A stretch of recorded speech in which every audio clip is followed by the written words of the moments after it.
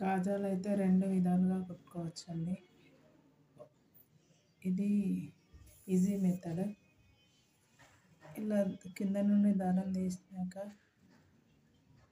ఇలా పెట్టి ఇక్కడ సూది మొత్తం లాగొద్దండి.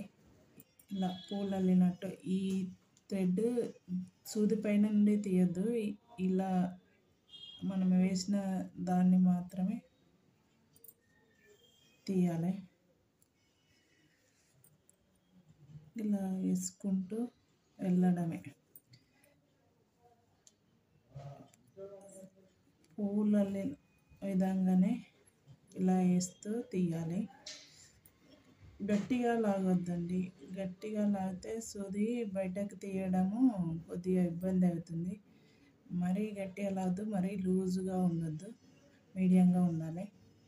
అప్పుడైతే సూది ఈజీగా బయటకు వస్తుంది. ఇలా వేసుకుంటూ వెళ్ళడమే. ఇది ఈజీ మెథడ్ అండి. ఇలా లాగడం అయిపోయిన తర్వాత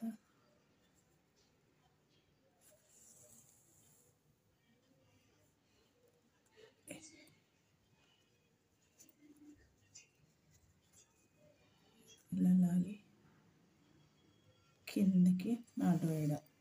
దారం కొద్దిగా పెద్దదిగా పెట్టుకోవాలి. నేనైతే 6 వరుసల దారం పెట్టాను. చిన్నది అయితే మనం ఇట్లా వేయడానికి ఇబ్బంది అవుతుంది.